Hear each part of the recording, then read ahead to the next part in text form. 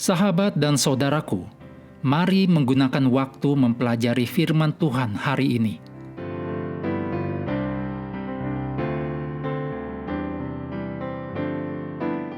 Selasa, 5 Agustus. Judulnya, Menyeberangi Laut Merah.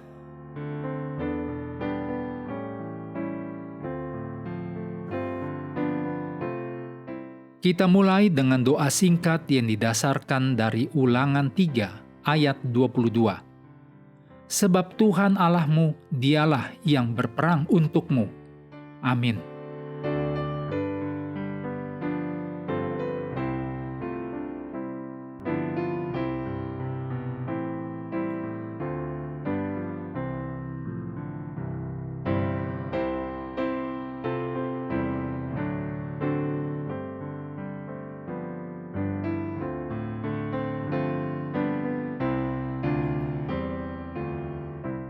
Dalam Keluaran 13 ayat 17 sampai pasal 14 ayat 12, dijabarkan bahwa Allah menuntun bangsa Israel ketika mereka meninggalkan Mesir.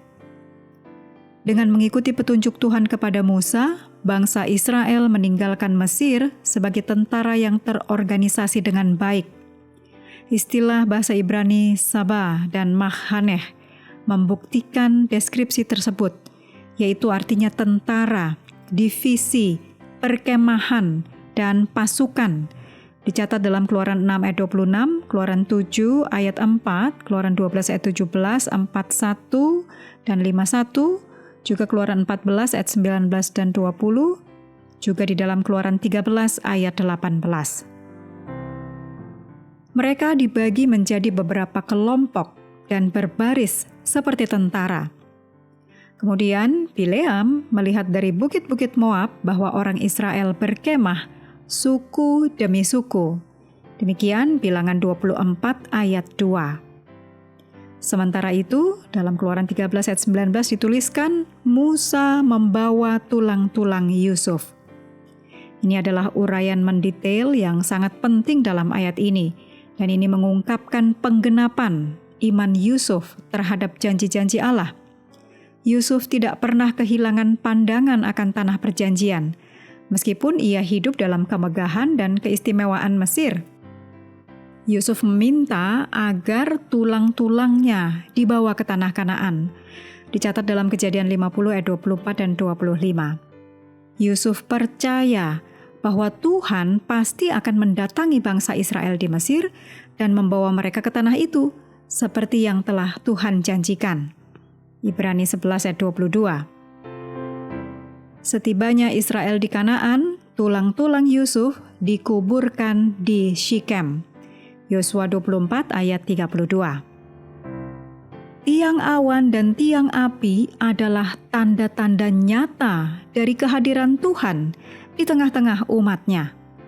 Tuhan tinggal di sana dan juga berbicara dari awan.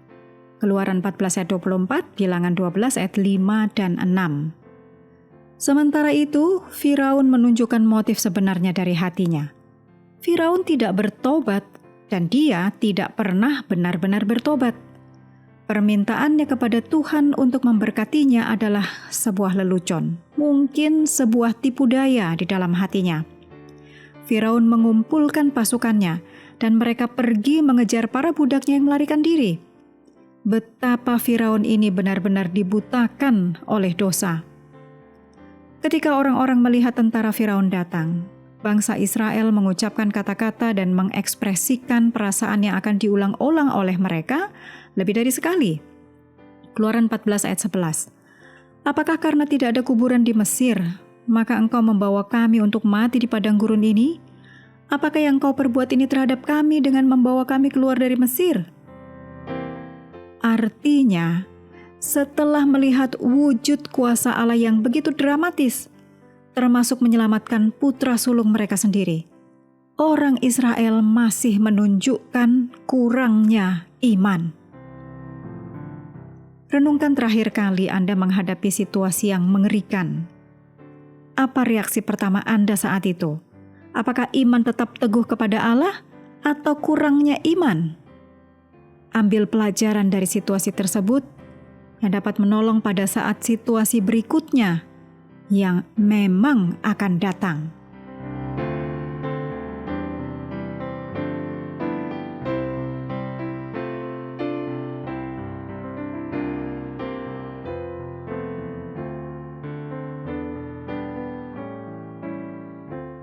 Mengakhiri pelajaran hari ini, mari kembali ke ayat inti, Keluaran 14 ayat 13 dan 14.